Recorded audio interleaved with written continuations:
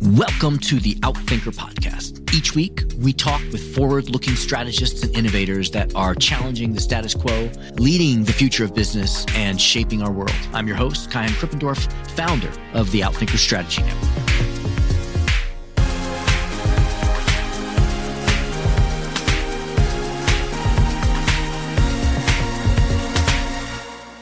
John Hagel has more than 40 years' experience as a management consultant, author, speaker, and entrepreneur. As a partner for McKinsey Company, he helped open up their Silicon Valley office and launch 2 new practices. As a partner at Deloitte, he established the Center for the Edge. After recently retiring from Deloitte, he published his new book, The Journey Beyond Fear, that addresses the psychology of change, which will be accompanied by a series of programs to help people navigate through change at many levels. John is also a faculty member at Singularity University, where he speaks on the mounting performance pressure created by digital technology and promising approaches to help traditional companies make the transition from a linear to an exponential world. He's also on the board of trustees at the Santa Fe Institute, an organization that conducts leading-edge research on complex adaptive systems, and has also led a number of initiatives in business transformation with the World Economic Forum.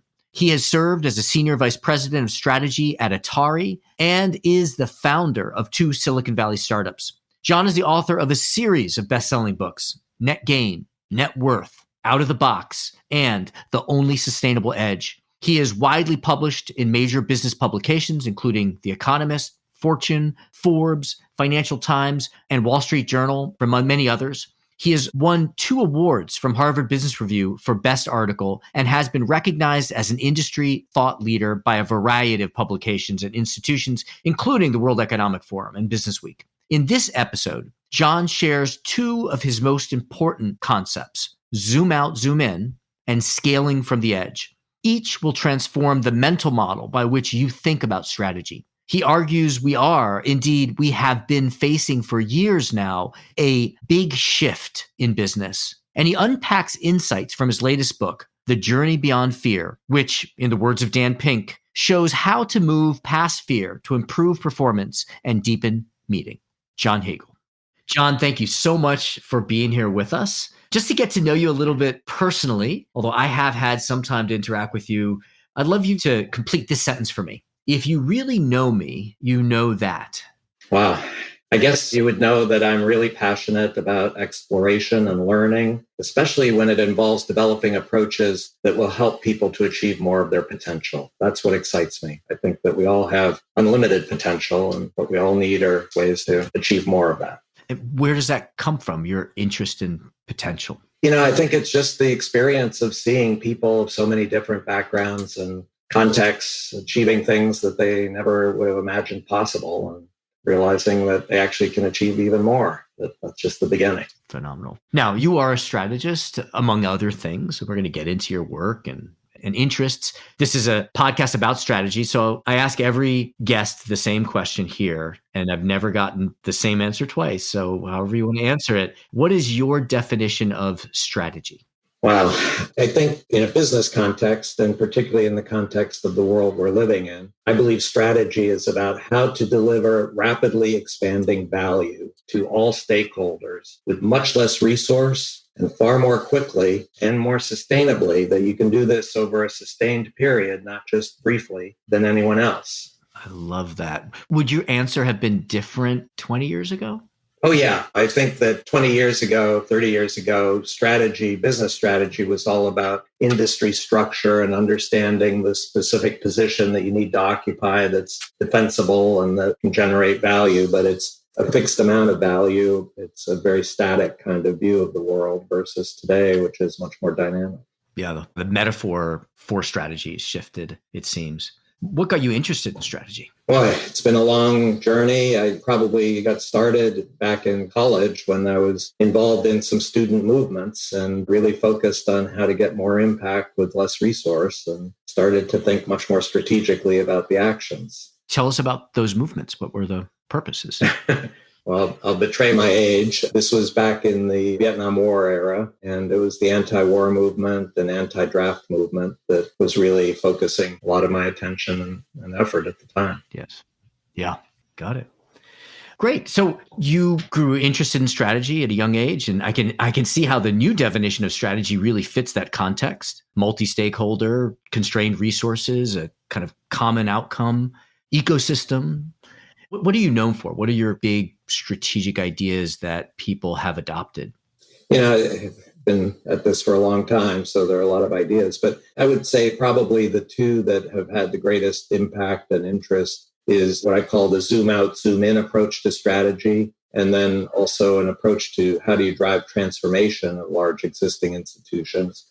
I call that scaling the edge. So tell us about each of those. I've heard you talk about zoom out, zoom in, and I know that when you spoke to our strategy officers and our member group, the next year, that's all that came out of their mouths was zoom out, zoom in. So please tell us what that means. Yeah, it's very much inspired by my experience in Silicon Valley. I've been here for 40 years and worked with some of the most successful tech companies in Silicon Valley. And they pursue an approach to strategy that I've come to call zoom out, zoom in. And it focuses on two time horizons in parallel. One is a 10 to 20 year horizon. And the key questions on that is what is our relevant market or industry going to look like? And what's the big opportunity that we could be targeting and addressing 10 to 20 years from now? That's zoom out.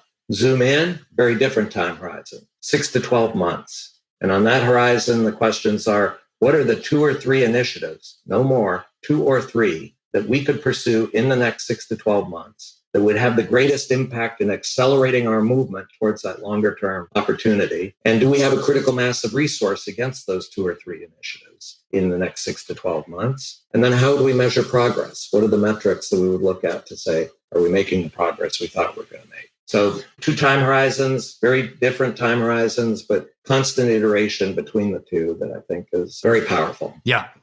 And the fact that there isn't a 2-year and 3-year horizon allows for a lot of flexibility in planning and opportunity sensing, I guess. Yeah, I guess the two issues I have, the two dominant, if I can generalize, two dominant approaches to strategy today. One is the 5-year plan, year 1, year 2, year 3. And if you're looking just 5 years ahead, you can pretty much convince yourself you're going to be in the same business 5 years from now. There'll be some modest changes on the margin, but same business, same industry. If you zoom out 10 to 20 years and you understand exponential change and you think you're going to be the same business that you are today, go back to the table. You haven't figured out. It takes leaders out of their comfort zone to ask the most basic question, what business should we be in? And that's very powerful. And then I think the other approach to strategy that's becoming more and more prevalent, it goes by many different names, but it's the notion of agility. Just quickly sense and respond to whatever's happening at the moment. And that's the winning strategy. And the challenge there is there's so much going on at any point. If you try to respond to everything, you're just going to spread yourself way too thin. And the big complaint I hear from so many executives is we've got so many initiatives and nothing's got critical mass of attention or resource, and we're not getting any impact. And so I think, again, this is a way to help focus attention and say, what is the most important opportunity 10 to 20 years from now? And how can we focus our current efforts to get maximum impact? Yes. So the agile, spontaneous approach is sort of without doing the zoom out. That's the challenge. I mean, again, I'm not against agility. I think agility is very important in a rapidly changing world. But if you don't have that clarity around what is the real destination and focus everybody on that, it's going to be very challenging. Yes, absolutely. And then talk to us about scaling from the edge. Yeah, scaling from the edge comes from my efforts. I've been involved again for many decades in working with very large existing companies to try to find ways to transform the business. And my key message in all of that effort is never, ever underestimate the power of the immune system and the antibodies that exist in every large organization. And the challenge I see is that most traditional companies, when they talk about transformation, it's top-down, big bang. We're going to do it from the top across everything. It's going to take a lot of money because we're a very large organization. It's going to take a long time. You can't turn around a battleship overnight. But trust us, at the end, long time from now, wonderful things will happen. The immune system mobilizes immediately. And it's the reason the failure rate of these top-down, big bang approaches is so high. wait a minute, it's going to cost a lot of money? Not from me. I can't afford it. I've got scarce resources as it is. And a long time, I got quarterly targets that I'm really under pressure to achieve. I can't be distracted by long-term things. So anyway, my view is the way to avoid exciting the immune system and antibodies is to find an edge of your existing company or business that today is relatively modest in terms of profits and revenue. But if you understand the long-term forces that are reshaping the market or industry, that edge has the potential to scale to the point where it becomes the new core of your business, not just a diversification or growth effort. It will be the new core of your business. And again, this ties back to zoom out, zoom in, because if you've done that, you have a sense of what that big opportunity is 10 to 20 years from now. Now let's focus on what edge we can start to scale today that will move us in the direction of that big opportunity. And it's, I think, a much less challenging to the immune system and antibodies. There are a whole set of design principles around scaling the edge that I think help to avoid getting the immune system mobilized.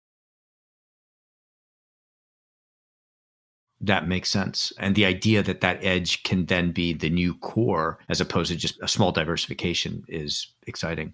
You talk about that we're experiencing a big shift world. And so I'm wondering, what are you seeing now that is changing the way organizations need to strategize or lead or function? Yeah, well, it's something that, at least in my research, I believe has been playing out for decades. It's already started decades ago, and we're still in the early stages of the big shift. It's driven by many long-term forces. Key one, my Silicon Valley presence is digital technology, but there are other forces that are driving a paradoxical situation. And I love paradox, so I embrace this. On the one side, the big shift is creating mounting performance pressure on all of us. And it takes many different forms: intensifying competition on a global scale, accelerating pace of change, extreme disruptive events that come in out of nowhere, dare I say pandemic, a lot of pressure, and it's rapidly mounting. It's not just a given level of pressure, it's increasing pressure over time. At the same time, the paradox is the same forces are creating exponentially expanding opportunity. We can create much more value with far less resource, far more quickly than would have ever been imaginable a few decades ago. But I think with the traditional approach to strategy and the traditional approach to managing our institutions, what we're feeling is the mounting performance pressure. And it's actually making it difficult for us to even see the exponentially expanding opportunities, much less pursue them. And so I think the challenge is, how do we move from that mounting pressure situation to really addressing and creating that exponentially expanding value? Is this dilemma or question or challenge what prompted you to write your new book?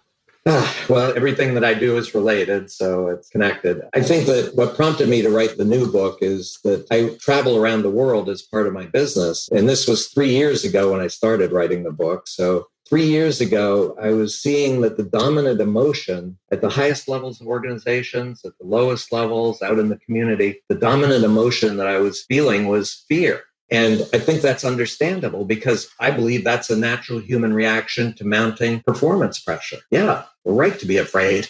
There's more and more pressure, and it's just getting bigger over time. So yeah, we should be afraid. On the other hand, I think fear limits us, our ability to act. And so the opportunity and need is for us to really find ways to move beyond the fear and cultivate emotions that will help us to act in a much more bold way to achieve more of our potential. And that was the catalyst for the book, was that fear. I'll also mention another catalyst. I mean, this has been growing over time too.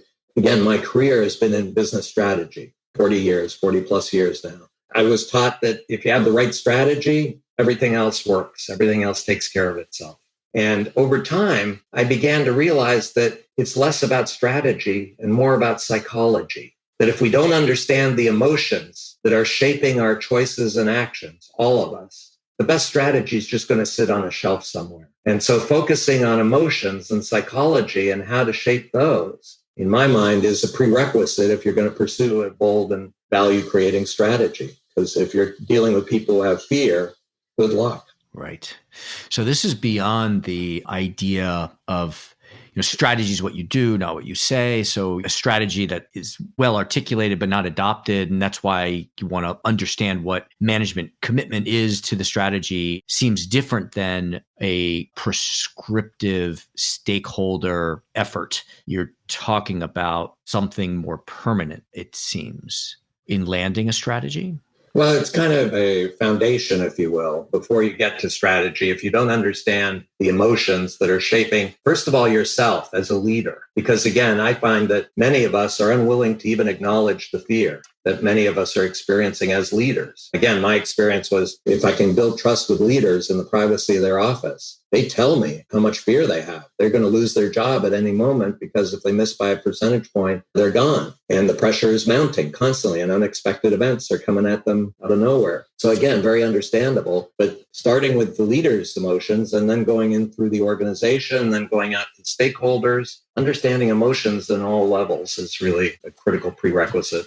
Can you give us a little taste of what you discovered in researching and putting the book together? Something actionable, practical that we could start doing now? Yeah, well, that's the whole book. But one of the things that has been a subject of my research for quite a while is the notion of cultivating a very specific form of passion. I call it the passion of the explorer. And all our companies today, all our institutions are focused on measuring worker engagement. It's all about, do we have engaged workers? What do they mean by that? Well, they mean, do you like the work you do? Do you like the people you work with? Do you respect the company you work for? That's an engaged worker. Go to that person and tell them that they're going to have to fundamentally change everything they do. What's the likely reaction? Fear and resistance. Wait a minute. I like what I'm doing. Thank you very much. Don't try to mess with me. Now, on the other side, people who have the passion of the explorer, and this comes from research in many different domains, are driven to have more and more impact in whatever domain they're passionate about. They're not just wanting to be there because they like it. They're driven to have more and more impact. And they're constantly seeking challenges so that they can learn faster and get more and more impact. Those are the ones who are excited by the pressure and the challenge and ready to move forward, even though, yes, people who have this passion, they have fear too. I'm not suggesting that we're going to eliminate fear. The question is, how do we move forward in spite of the fear? And people with the passion of the explorer. And we did research actually trying to measure in the US workforce, well, how many workers have this form of passion? And it turns out our best estimate was about 14% of the US workforce. And it's frankly because I believe most of our institutions view passion as deeply suspect. They don't want passionate people. They want people who will follow the manual and do things reliably as predicted. And passionate people are constantly asking questions. They're constantly challenging. They're constantly deviating from the script. Who wants that kind of worker? Come on. Yes. Give me a cog that will produce a predictable result. I gotcha. Yep. Yeah. Yep. So, of all the strategic advice that you've gotten, which has been the most impactful?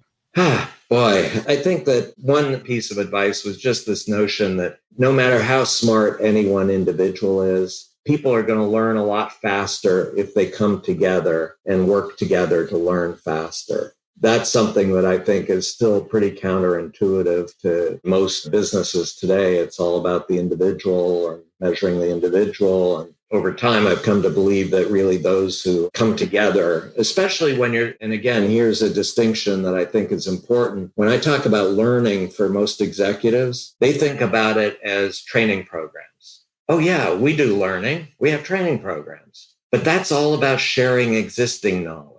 The learning that is most valuable and most necessary in a big shift world is learning in the form of creating new knowledge that never existed before. And you do that through action together with others. No matter how smart you are, you can't just sit there and think about this. You need to act and see the impact and reflect on it. And if you do it together with others who are going to challenge each other, you're going to learn a lot faster than if you're just doing it yourself.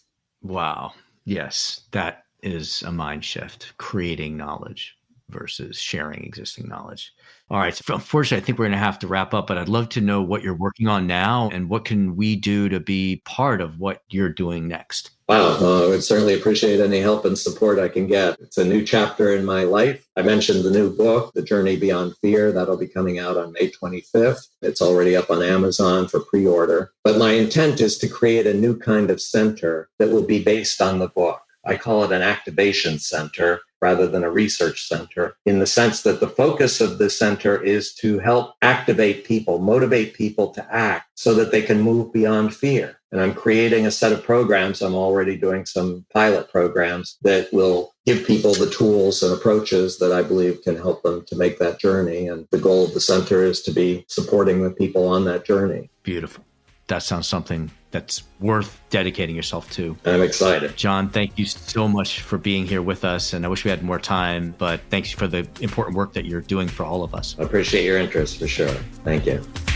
Thank you to our guests. Thank you to our producers, Karina Reyes and Zach Nest, our editor, and the rest of the team. If you like what you heard, please follow, download, and subscribe. I'm your host, Kaihan Krippendorf. Thank you for listening.